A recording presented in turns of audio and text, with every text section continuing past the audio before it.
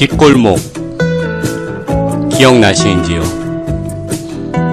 조금 어둠 침침해서 저녁에는 가기 꺼려지는 곳이기도 했지만 하교 후에는 친구들과 구석구석을 헤집고 다니던 뒷골목.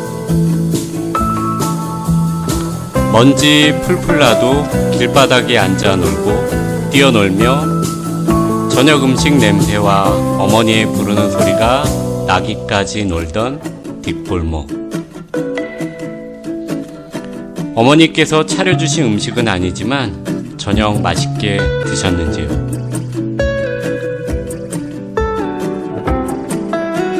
안녕하세요. 갈보리 믿음교회 2020년 10월 8일 목요일 커넥트 라이프입니다.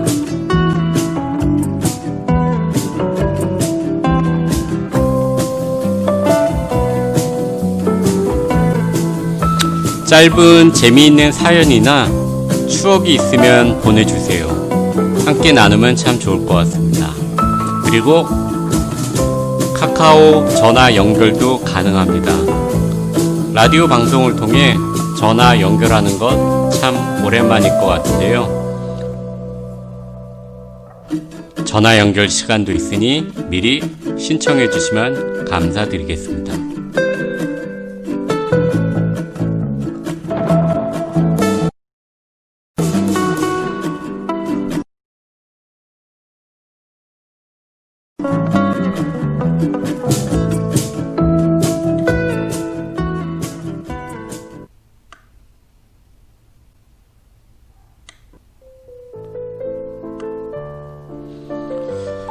오늘 책과 함께 시간에는 한일 장신대 신약학 차정식 교수님이 쓴 신약의 뒷골목 풍경에서 골라 보았습니다.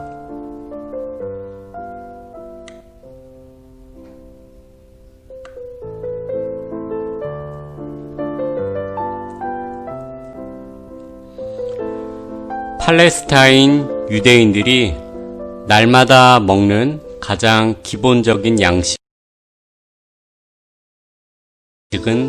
빵이었다. 가난한 사람들은 보리빵을 주로 먹었고 비교적 생활이 넉넉한 사람들은 밀로 만든 빵을 먹었다. 일반 서민들에게 육류 음식은 그림의 떡에 불과했다. 대신 그들은 물고기를 먹었다. 빵과 물고기. 이 두 가지가 서민들의 일용할 양식에서 대종을 이루는 메뉴였다고 볼 수 있다. 가장 명백한 예가 오병이어의 기적 이야기에서 나온다. 거기에 등장하는 식사, 기적의 품목이 바로 보리빵과 물고기였다. 또한 예수님의 어록에서도 생선과 빵은 뱀과 돌과 대조되어 자식이 아버지에게 먹을거리로 구하는 통상적인 종류로 나온다.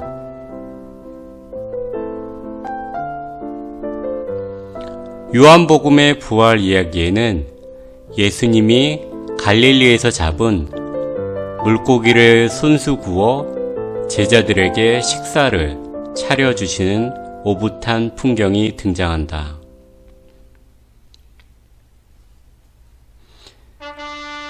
갈릴리 바다는 다양한 종류의 물고기들이 풍성했고 바다 생선 역시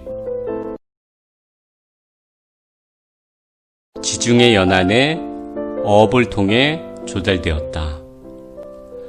물고기는 상하기 쉬워 잡자마자 염장하는 경우가 많았고 대체로 불에 구워 먹었다.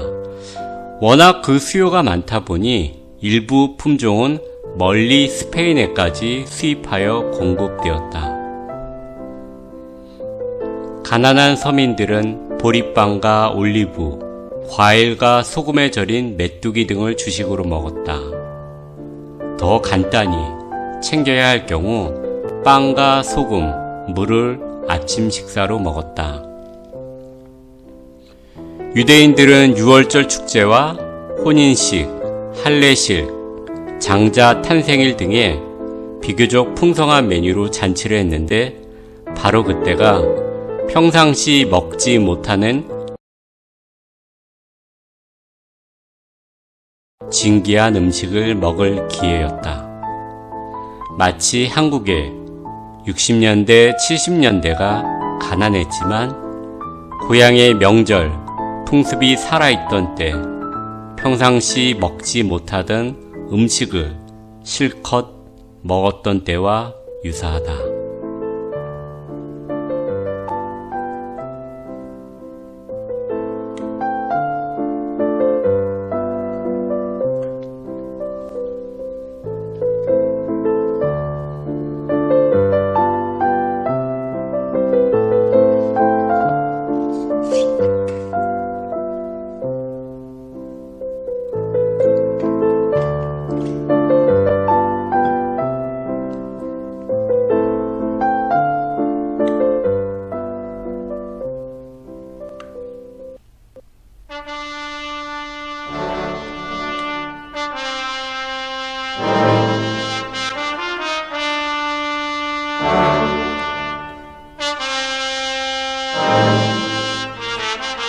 한국 교회사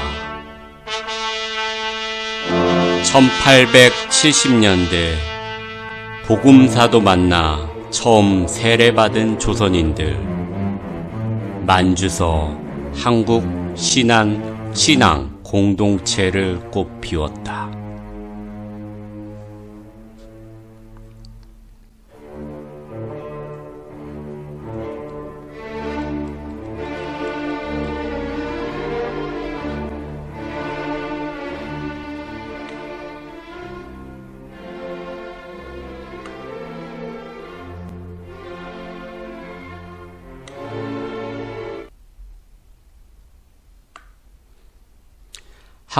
한국에 복음을 전파하려는 노력은 여러 갈래로 이루어져 갔습니다. 앞서 소개했던 귀즐라프나 토마스 외에도 조선을 위해 기도하는 이들이 없지 않았습니다.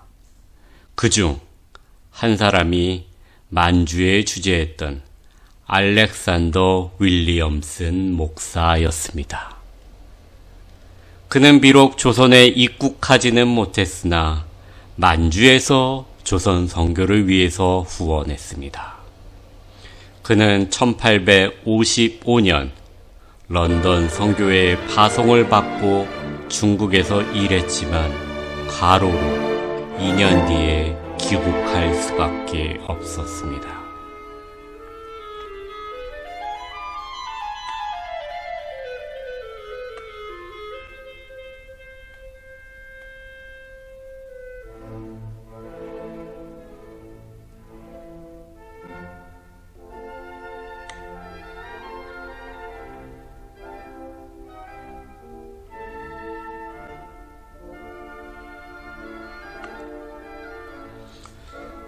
(1863년부터) 스코틀랜드 성소공의 파송으로 알렉산더 윌리엄슨 목사는 다시 중국으로 돌아왔습니다. 그러다 1865년 무역을 목적으로 중국 산둥성 지푸에 온 조선의 천주교인 김자평과 최성희를 통해 천주교 박해 소식을 접한 알렉산더 윌리엄슨 목사는 아하, 조선 선교에도 관심을 가져야 되겠구나 라는 생각을 하게 됩니다. 앞서 소개한 토마스 목사의 2차례에 걸친 내한을 그는 지원하기도 하였습니다. 윌리엄슨 목사는 북중국, 만주, 동쪽 몽고와 한국에 관한 자료를 수집하여 2권의 책을 내게 되는데요. 그것만 봐도 그의 한국에 대한 관심을 헤아릴 수 있습니다. 중국 내륙 안에 있는 내지 선교회 소속 의료 선교사 다우니 웨이트가 한국을 방문하고 싶어서 노력했을 때 되지 않았을 때 그때 윌리엄슨 목사가 그에게 요청하여서 한국을 꼭 방문해달라고 할 만큼 윌리엄슨 목사는 한국에 대한 관심이 지대했습니다.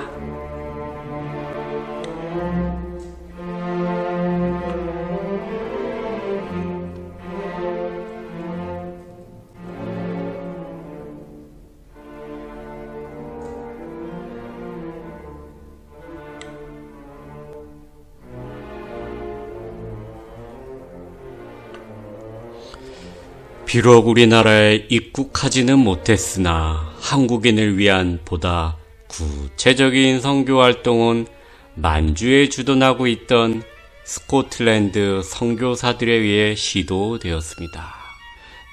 대표적인 인물이 존 맥킨타이어와 존 로스 목사였습니다. 그들은 스코틀랜드 연합장로교회 소속으로 1862년부터 중국에서 선교를 시작하였습니다. 1871년 이후로는 윌리엄슨의 지도로 산둥반도를 주 선교지로 정하고 만주에서 활동을 시작하게 됩니다. 그리고 1871년 중국으로 파송된 맥킨타이어와 다음 해인 1872년 중국에 온 존 로스 목사는 조선에도 깊은 관심을 갖게 됩니다. 스코틀랜드의 로먼드 지방의 루스 출신인 맥킨타이어는 에든버러의 연합장로교 신학교를 졸업하고 1865년 목사 안수를 받은 후 6년 후 1871년 중국으로 왔고 후에 로스 목사의 여동생과 결혼하게 됩니다. 맥킨타이어 목사보다 4세 연하인 로스 또한 연합장로교 신학교에서 신학교육을 받고 1872년 2월에는 목사 안수를 받게 됩니다. 그리고 그해 3월 25일 사랑하는 스튜어스와 결혼한 후 1872년 가을 중국에 선교를 위해 오게 됩니다.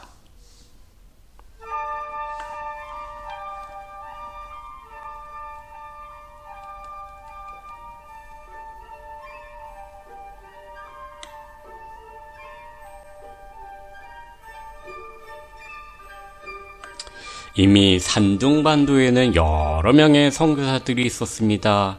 그들은 만주 지방 선교를 계획하고 잉커우로 이주하게 됩니다. 여기서 그는 중국어를 공부하며 중국의 관습과 문화를 익혀가게 됩니다. 그의 부인이 첫 아기를 출산하다가 그만 사망하게 됩니다. 그래서 그는 아이의 양육을 위해 누이 동생 캐서린을 중국으로 오게 합니다. 그가 독신으로 있던 맥킨타이어 목사와 결혼함으로 로스 목사와 맥킨타이어 목사는 처남 매부지간이 된 것입니다. 그리고 이 두 선교사는 윌리엄슨 목사로부터 조선에서의 종교 상황과 토머스 선교사의 순교 사실을 듣고 한국인과 한국 선교에 관심을 갖게 됩니다.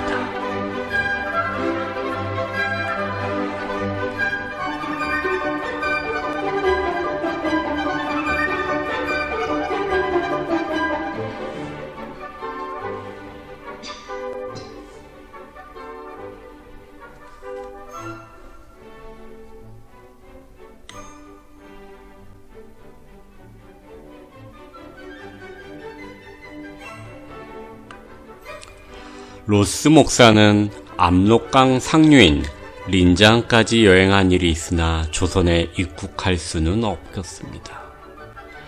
조선에 대한 영적 부담을 느낀 그는 한국인과 접촉하기 위해 1873년 10월 잉커우를 떠나 까오리먼을 방문한 일이 있게 됩니다. 까오리먼은 남만주, 평왕청, 푸카라는 곳에 있는 책문.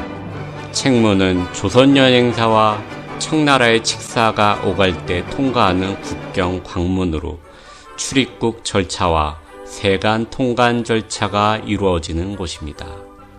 한국에서는 의주에서 약 120리 되는 곳이었습니다. 이곳은 조선과 청나라의 국경지역으로 시장이 자주 열리는 곳이었습니다. 그래서 로스 목사는 조선인을 만날 수 있다는 기대를 가지고 1874년 4월에 다시 까오리먼을 방문하게 됩니다. 거기서 한국인 이응찬을 만나게 되고 곧 그를 통해 한글을 배우게 됩니다. 또 이응찬의 도움으로 1875년에는 한국인 김진기, 이성아, 백홍준 등 세 사람의 우주 청년과 접촉하게 됩니다.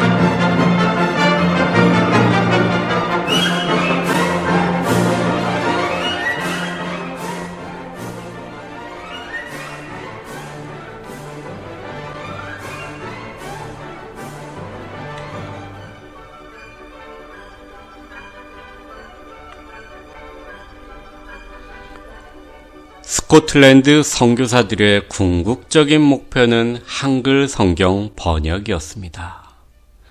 이를 위해 한국인과 접촉하는 과정에서 네 사람의 조선 청년은 신앙을 갖게 되었고 1879년 맥킨타이어 목사에게 세례를 받게 됩니다.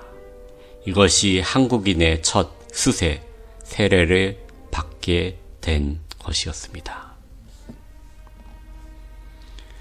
존 로스 목사는 이 역사적 사건을 스코틀랜드 연합장로교 선교지에 이렇게 보고했습니다. 맥킨타이어 목사는 네 사람의 조선인 유생에게 세례를 베풀었다. 이들이야말로 장차 거두어들일 풍성한 수억의 첫 열매라고 확신한다. 현재로서는 조선이 서방 세계와 철저히 단절되어 있지만 곧 세국의 빗장이 풀릴 것이다. 천성적으로 조선인은 중국인보다 덜 악하고 종교성이 깊으므로 기독교가 전파되기만 하면 급속도로 확산될 것으로 기대한다. 라고 존 목스 목사는 선교지 본부에 이렇게 보고를 하게 됩니다.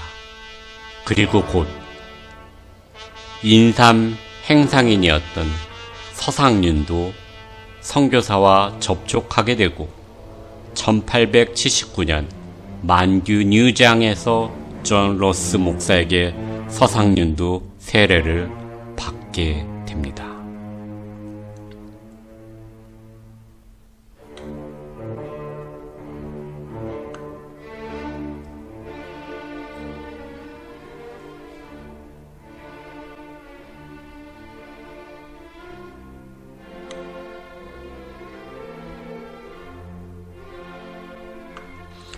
그로부터 4년 후인 1883년 서간도의 한인으로서 성경 인쇄를 위해 채용되었던 김청송 또한 세례를 받게 됩니다.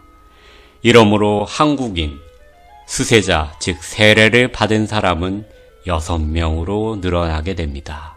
이때가 바로 1883년입니다. 이들이 공식적인 한국인 첫 세례를 받은 사람으로서 후에 언급할 한국 성경 번역에 기여하게 됩니다.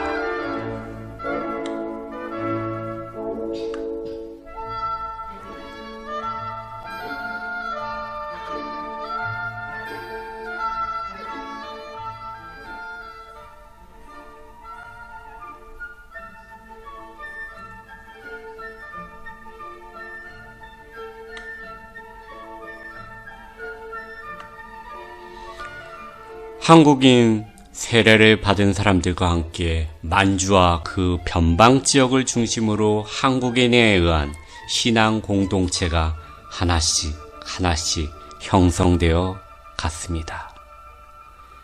한국인들은 적어도 1879년 세례받기 이전부터 뭔가 믿음을 가지고 정기적인 집회를 가진 것으로 보인다고 합니다. 이것이 만주에서의 첫 신앙 공동체였습니다. 선교사들이 공식적으로 내한하기에 앞서 한국인 스스로가 만주 지방에서 기독교 신앙을 받아들였다는 점에서 기독교 영입 운동이었다고 볼 수 있을 것입니다.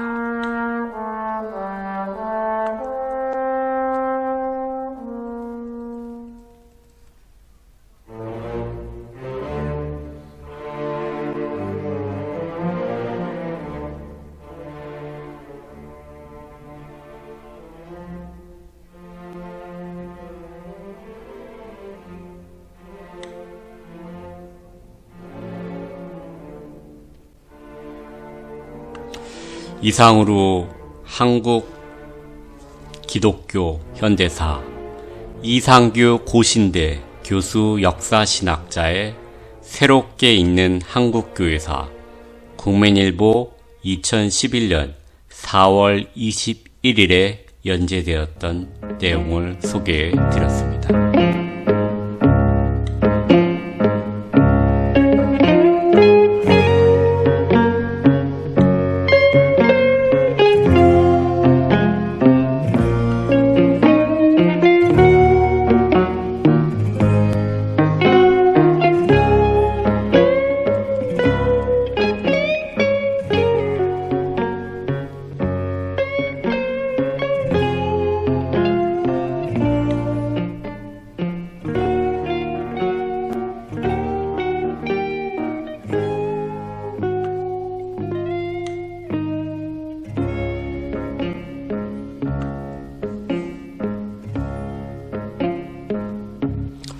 오늘 클로징 멘트는 청취자분께서 보내주신 시를 읽어드리겠습니다.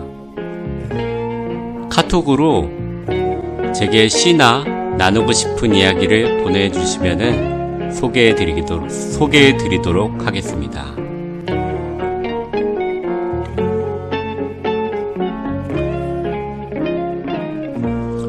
제목, 오늘도 감사한 하루. 당신이 손을 잡아준다고 넘어지지 않는 건 아니지만 손 내밀어주는 당신이 고맙고 감사하구려. 힘을 내라고 응원한다고 삶이 힘들지 않은 건 아니지만 힘내라고 말해주는 당신이 있어서 늘 고맙구려. 묵묵히 바라보고 곁에 있어서 내게 오늘의 삶은 더 향기롭구려.